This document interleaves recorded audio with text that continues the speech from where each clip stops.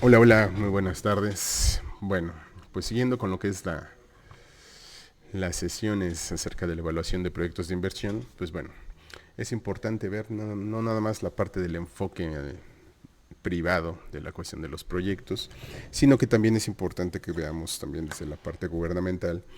cómo se gestan y cómo se manifiestan y cómo se evalúan después a través del tiempo, porque es importante ver todos los estudios que se manejan dentro de lo que es un proyecto de inversión. Al final del día, pues bueno, siempre tiene que haber un estudio de administración, un estudio técnico, un estudio de mercado y un estudio financiero. Sin embargo, pues bueno, a nivel país es algo importante que nosotros podamos visualizar que siempre va debajo de lo que es la parte de un presupuesto. Aquí hay diferencias, en la única diferencia en la evaluación de proyectos de inversión en la cuestión gubernamental es que el presupuesto ya está predeterminado y en el caso de los proyectos privados pues regularmente te tiene que hacerse una planeación para pronosticar exactamente lo que se requiere. En este sentido pues bueno, aquí pues bueno, vamos a empezar a analizar uno de los pues proyectos, a lo mejor si no es uno de los más ambiciosos, es de los más representativos, pues pues digamos en el presente, porque, pues bueno, regularmente, pues bueno, a nivel nación, nosotros pues tenemos exactamente cerca de 120 millones de personas que son mexicanas y en ese contexto, pues bueno, regularmente en las estadísticas que maneja el INEGI, pues bueno, dice que más o menos el 40 al 45% de los mexicanos están en la pobreza. Entonces, este tipo de proyectos, pues bueno, regularmente van enfocados a lo que es la estructura de el enfoque sobre lo que va a necesitar exactamente la sociedad, en este caso la mexicana. Pero, sin embargo, pues bueno, hay diferentes factores que obviamente son externos y que pues no nos van a incurrir en algo positivo, por así decirlo. Entonces, desde ese punto de vista, pues nosotros tenemos que entender que, bueno, en este caso, pues todo lo que es el plan de desarrollo que se maneja exactamente en el sexenio o al inicio del sexenio, como propuestas de candidatura y todo este tipo de estructuras, pues bueno, van estos programas que obviamente van ciertos presupuestos determinados dentro de lo que es el margen de lo que es la legalidad a través de lo que es el presupuesto de cada año que maneja el presupuesto de egresos de la federación, que en este caso es la recaudación de todo lo que son las partes de los impuestos a nivel municipal, estatal y federal, y que conlleva con esos recursos pues llevan a cabo diferentes tipos de programas o diferentes tipos de infraestructura o tipo de situaciones que maneja en la cuestión de, en este caso pues del pueblo, en este caso para México. Bueno, vamos a incluir lo que es la parte de esto que se llama Prospera, que es un programa de inclusión social. ¿Qué quiere decir esta parte? Porque es muy importante.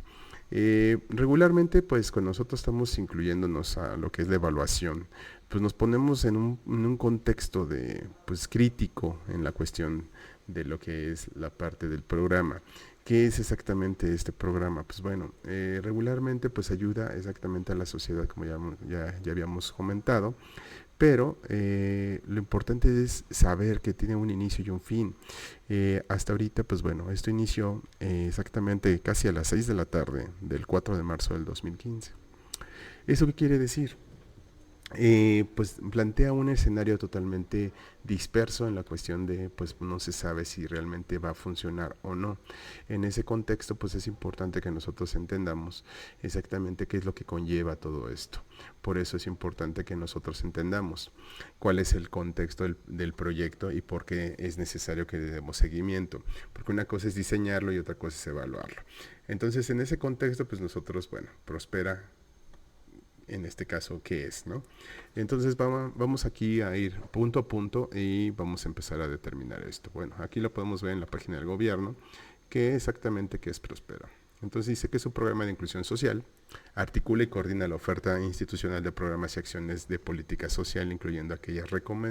relacionadas con el fomento productivo, generación de ingresos, bienestar económico, inclusión financiera y laboral, educación, alimentación, salud, dirigida al pueblo que se encuentra en situación de pobreza. ¿Qué quiere decir? Pues ya está enfocado. Y si acabo de darles el contexto, que prácticamente pues el 40% de lo que es la población mexicana está exactamente en la pobreza, pues todo ese recurso va hacia a este programa. Por eso ha sido tan exitoso este programa, porque gente que realmente, nosotros que estamos en un contexto de ciudad y que estamos en una situación privilegiada en la cuestión de diferentes acciones, ¿en qué sentido? De que, bueno, tenemos acceso a todos los servicios como agua, drenaje, luz, tenemos vías de comunicación, tenemos acceso a la educación, acceso a internet, acceso a otros países, a otras cuestiones sociales privilegiadas como el conocimiento, como diferentes situaciones que a lo mejor una persona de la sierra o una persona de la costa o diferentes situaciones que es un poquito más complejo que puedan llegar a tener y que obviamente entran en esa desigualdad social en la cuestión de oportunidades para poder gestar todo lo que ellos pudieran desarrollarse. Puede ser en la cuestión de trabajo, puede ser en la cuestión de educación, en la cuestión de salud, en la cuestión de muchos elementos que nosotros hay veces que dejamos o vemos como comunes, que a lo mejor todo el mundo lo tiene, pero no. Nosotros estamos en ese punto de privilegio de tener todo eso a un acceso inmediato. No tenemos que trasladarnos 4 o 5 horas sin vías de comunicación para ir, no sé, a surtir, no sé, algún tipo de insumo, o en este caso para ir a la escuela. En el caso de varios de ustedes que sé que sí tienen esa situación de que, bueno, tienen el acceso muy limitado en la cuestión de distancia de su hogar, pero tienen el acceso a otras cosas, en este caso el recurso, en el sentido de rentar en algún lugar para que te quede cerca de la escuela, o en este caso el recurso para que puedas trasladarte diariamente para hacer este tipo de actividades, que pues a lo mejor suenan, dicen, bueno, sí es un gran esfuerzo, sí se manejan diferentes situaciones, pero sí es un privilegio real porque obviamente ustedes están decidiendo estudiar una carrera que a ustedes les compete, que les gusta y que obviamente quieren desarrollar. Entonces, sobre esa dinámica, pues ustedes van en esa ventaja. Bueno, manejando esta estructura, este programa, pues bueno, al final del día está coordinado y está controlado sobre ciertos presupuestos, tanto federales, estatales y municipales, para poderlos aterrizar hacia todas las personas. Entonces esos presupuestos siempre tienen que generar un tipo de auditoría. ¿Qué quiere decir? Perdón. Manejar diferentes formas. ¿Qué son esas formas? Ok, si yo tengo ciertos recursos y yo lo manejo a nivel federal, yo reparto esa parte por los estados de la federación.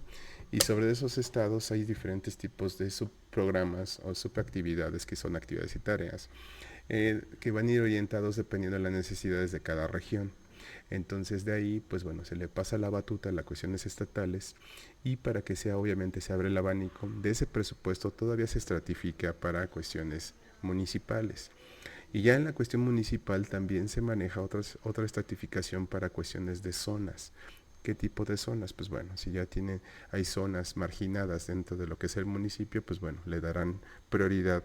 a ciertas situaciones y ya dependerá el presupuesto para qué va. Puede ir para salud, puede ir para educación, puede ir para infraestructura, para telecomunicaciones, no lo sé.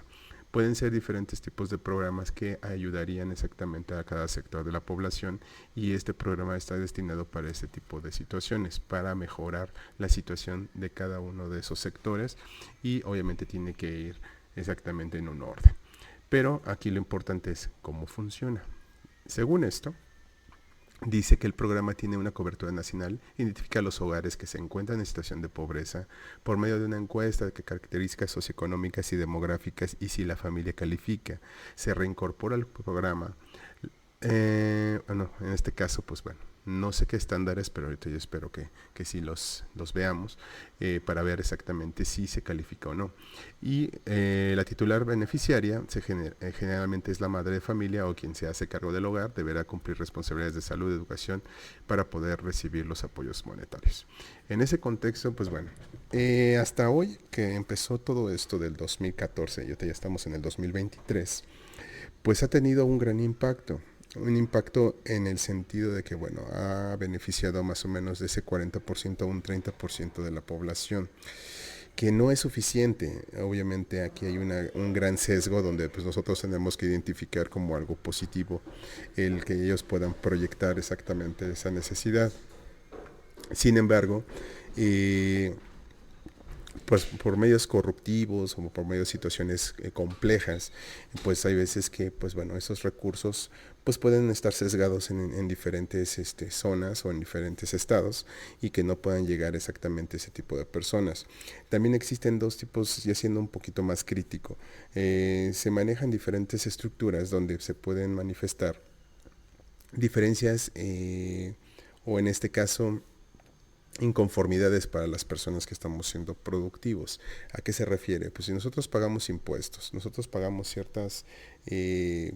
pues necesidades que obviamente cuando estamos ejerciendo en la parte productiva o la parte de empleado y que pagamos impuestos dentro de lo que nosotros estamos dentro de la ciudad, pues bueno, se pagan impuestos de todas las maneras, en la cuestión indirecta y directamente. Entonces sobre de esa dinámica hay veces que pues siempre se plantea injusto, que hay muchas veces que tú pagas una cantidad de impuestos bastante grande en la cuestión pues de tu trabajo y que mucho de ese presupuesto va exactamente a este tipo de personas. Si fuera totalmente transparente, honesto y totalmente fomentado exactamente a cubrir esas necesidades y que esas personas utilizaran esos recursos para que realmente se proyectara y hubiera una igualdad social como debería de ser, y que realmente estaríamos en ese sistema capitalista como el que estamos, donde pues realmente si estamos en igualdad de situaciones, el que tenga mayor capacidad intelectual o en este caso de otras capacidades que pueda tener y que pueda generar más recursos para su bienestar, estaría genial. Sin embargo, nosotros pues no tenemos esa certeza de que pues todo esto sea transparente. Entonces en ese contexto pues bueno, regularmente este dinero pues ni siquiera es para una condición socialmente transparente de que va directamente a salud o que va directamente a lo que es educación, sino que se va reflejado en otro sentido, que regularmente se va hacia consumo, pero consumo exactamente por las grandes necesidades que tiene exactamente este sector de la población. Entonces ahí es donde nosotros tenemos que entender que pues está muy sesgado este programa, pero pues bueno, es preferible que no mueran de hambre, que en este caso este proyecto va enfocado exactamente a mejorar, pero pues muchas veces pues no está monitoreado, no está gestionado de tal manera de que sí haya exactamente esas oportunidades, porque si nosotros no nos planteamos en resolver mediáticamente lo que es la parte de una alimentación a una persona, pero no le enseñas exactamente a cómo producir, o enseñarle una cuestión de un oficio o algo que les pueda orientar para poderse progresar en el futuro, pues solamente te vas a quedar en el contexto de solamente estirar la mano y pues obviamente cuando se los retires o que ya no sea sostenible exactamente este recurso, pues ahí es donde pues bueno se va a extender exactamente la pobreza. Entonces hay que tener mucho cuidado y ser críticos en ese sentido para poder pues ahora sí que tomar unas buenas decisiones y que no todos los proyectos pues llegan a su finalidad y que siempre tienen un sesgo o tienen una aproximación hacia la verdad, no tiene una verdad absoluta. Entonces vamos a llegar a un punto donde pues bueno, ¿cómo opera, no? ¿Cómo opera? En este caso Prospera. Según esta página que es directamente del gobierno, dice que la operación del programa en los estados se realiza por medio de sus 32 delegaciones estatales, que en este caso pues bueno, cada uno de los estados tiene un comité y tiene pues una oficina encargada de esto. Y sus 232 unidades de atenciones regionales, que bueno, pues eso también es importante que nosotros lo tengamos atentos. Y las reglas de operación del programa son establecidas por los titulares de la Secretaría de Hacienda y Crédito Público, la CDSOL, que es la Secretaría de Desarrollo Social, la SEP, la Secretaría de Educación Pública, la SCA, que en este caso es la Secretaría de Salud y Ambiente, que en este caso ya el IMSS Prospera. El presupuesto del programa se asigna únicamente a las tres secretarías, que en este caso sería la parte de desarrollo social, la educación y la salud. En ese contexto, pues bueno, para garantizar la acción conjunta complementar a los componentes del programa,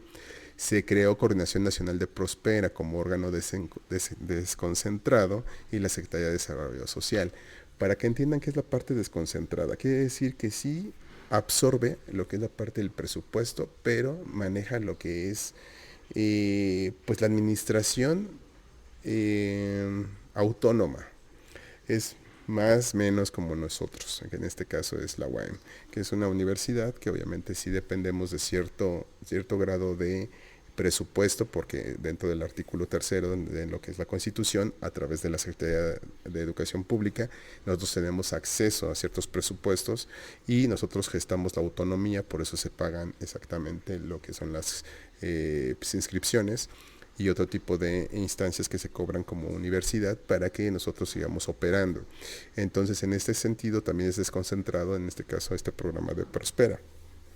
Entonces, en ese contexto, pues ahí es donde hay un sesgo grande en la cuestión de la gestión de los recursos. Sí, le estamos dando la libertad de, obviamente, generar esta parte, pero pues bueno, la parte corruptiva o corruptible, pues va a mermar exactamente este tipo de situaciones. Pero bueno, sigamos, que para el seguimiento de la operación cuenta con el comité técnico donde participan subsecretarios de estas dependencias, así como el director general del IMSS y el delegado de la Secretaría de la Función Pública. En este caso, pues ellos emiten exactamente como si fueran un auditor interno sobre la tendencia, sobre cómo se está utilizando el recurso y para quiénes se les está ofreciendo exactamente este recurso para que puedan fomentar ciertas situaciones de salud, educación, etcétera. Entonces, de ahí, pues bueno, la coordinación de los estados se realiza a través de comités técnicos estatales donde se involucran los responsables federales, estatales y vinculados a la operación del programa. Y esta coordinación intersectorial interinstitucional es uno de los elementos más innovadores. La administración pública de nuestro país constituye una de las fortalezas que debe mantenerse y avanzar para garantizar los resultados. Quiere decir que es la primera vez o es de las primeras veces que se utiliza a través de técnicos, en este caso comité técnicos, para poder no solamente auditar, sino simplemente demostrar que realmente los recursos están llegando donde deben de estar. Entonces, según sus números, quiere decir que el 30%, pues por lo menos de esa población identificada, han tenido por lo menos una vez o ya están dentro del programa. Entonces es algo importante porque pues, a nivel de gestión,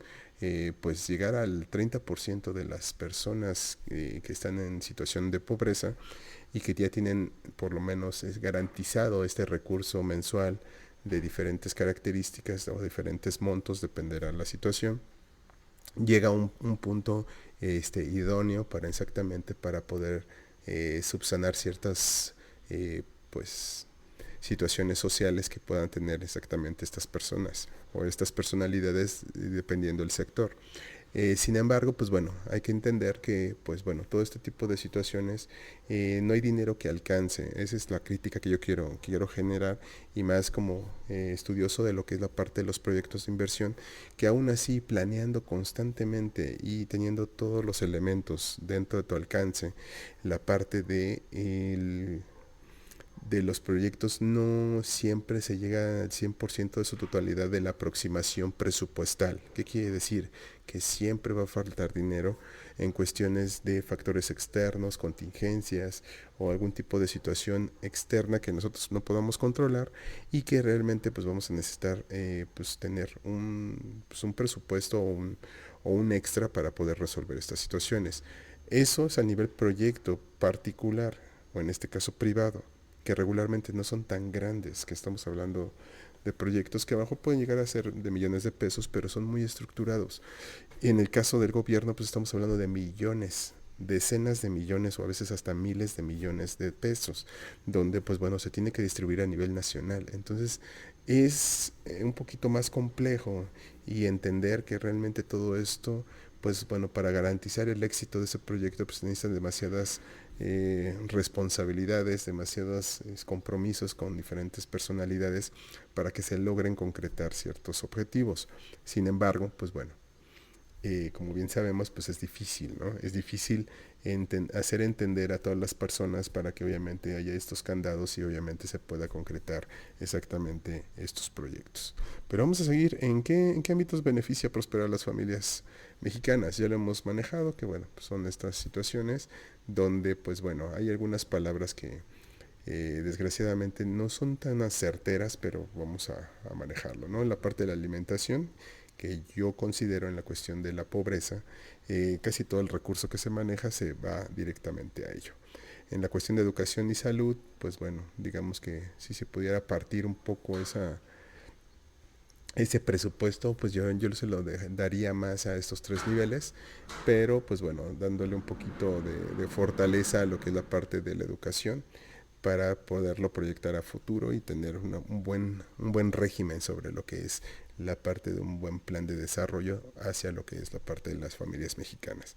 Y esta parte de la inclusión, yo creo que está mal planteado, inclusión laboral. Yo creo que cualquier persona que tenga esta connotación de oficio o en este caso de estructuras donde él pueda manejar esta parte de la dignificación de su trabajo, difícilmente en las cuestiones de sierra o muy rurales o en la cuestión de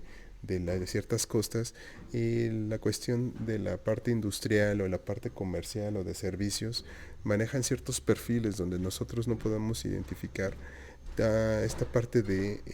esa inclusión como lo plantean.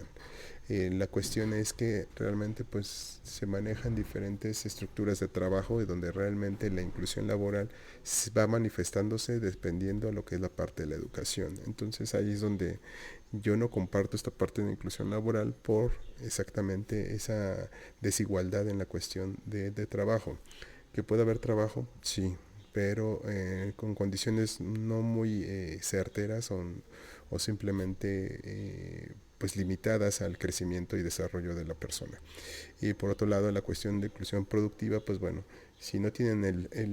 el conocimiento, no tienen ni siquiera la estructura para poder elaborar una cuestión competitiva, pues una cuestión productiva pues podría ser peor.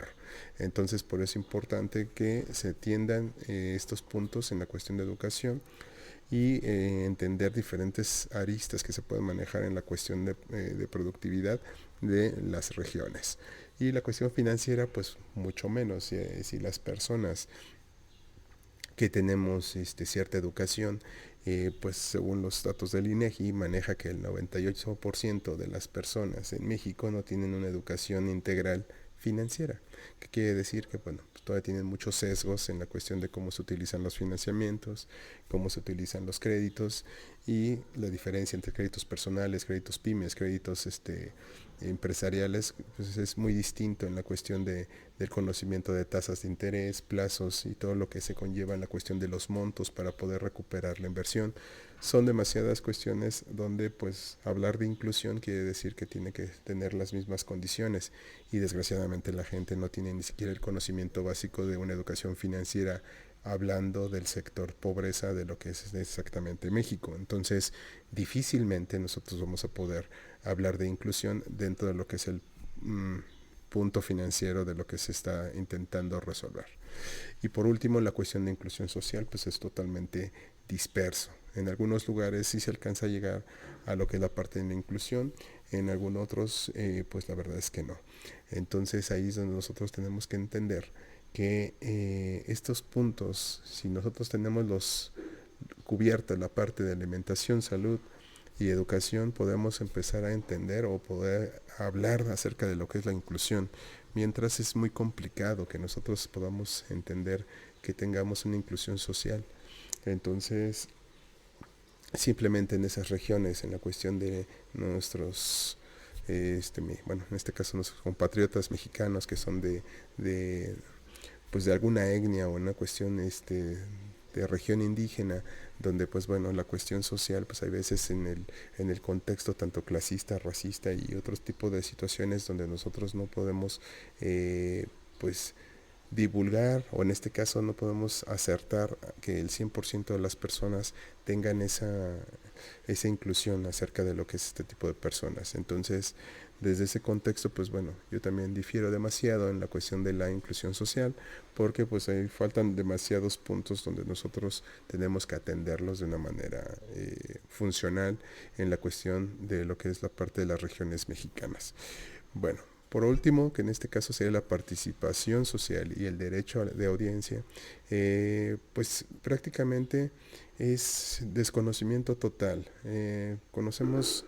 varias situaciones donde si están en la sierra y tratan de buscar esta parte, ¿no? de siembra, o en este caso de criar animales, o diferentes formas de que en este caso la gente podría subsistir desde sus regiones, y en la cuestión de la costa, si están pescando, y diferentes situaciones que hemos percibido y hemos visto.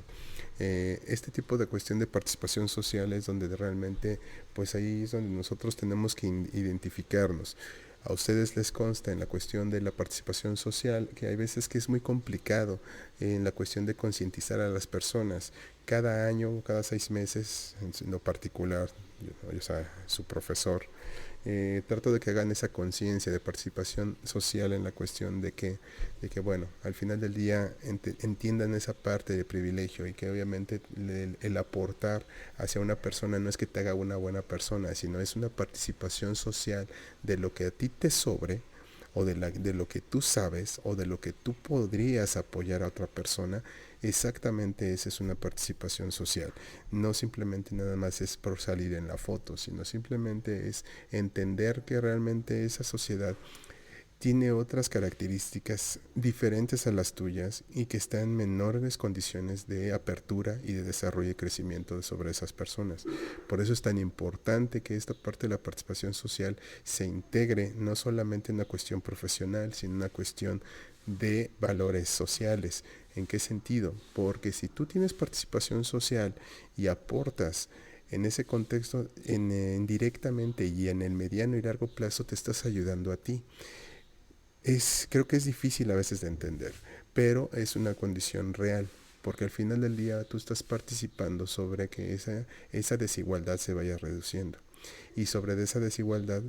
mejorar las condiciones para esa participación de esas personas que a lo mejor ahorita no tienen esas condiciones de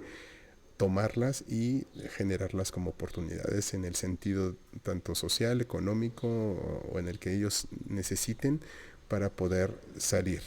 En ese contexto, por eso el derecho de audiencia es importantísimo. No solamente es participar, sino también es divulgar, también es hablar. ¿Por qué?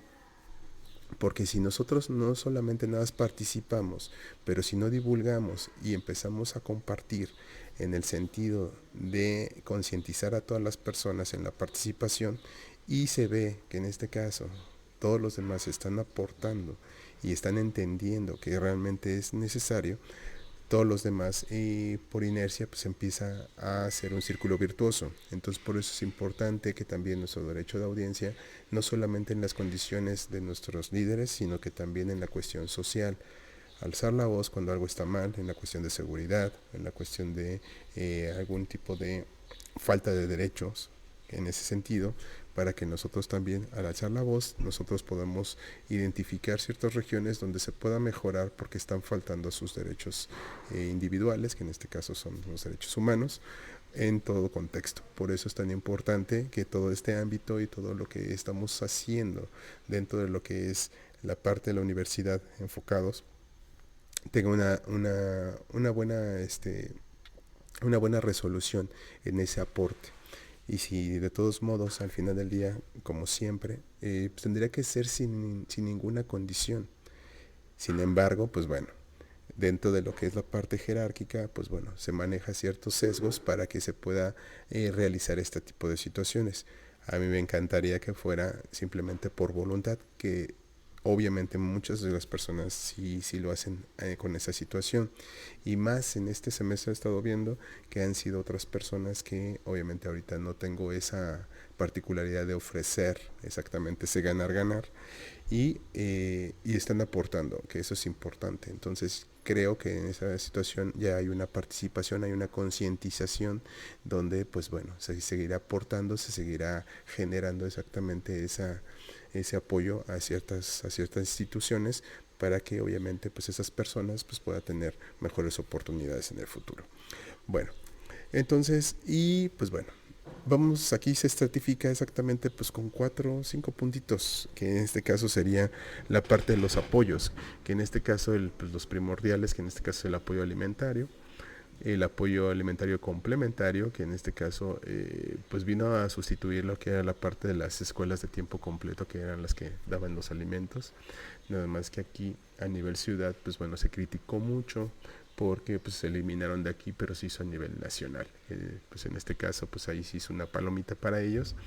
y que los que pues están aquí a lo mejor pues sí dieron un apoyo real, pero pues no estaban en una extrema pobreza, sino simplemente pues eran clase media, media baja, y que obviamente tenían este beneficio, y que obviamente pues bueno,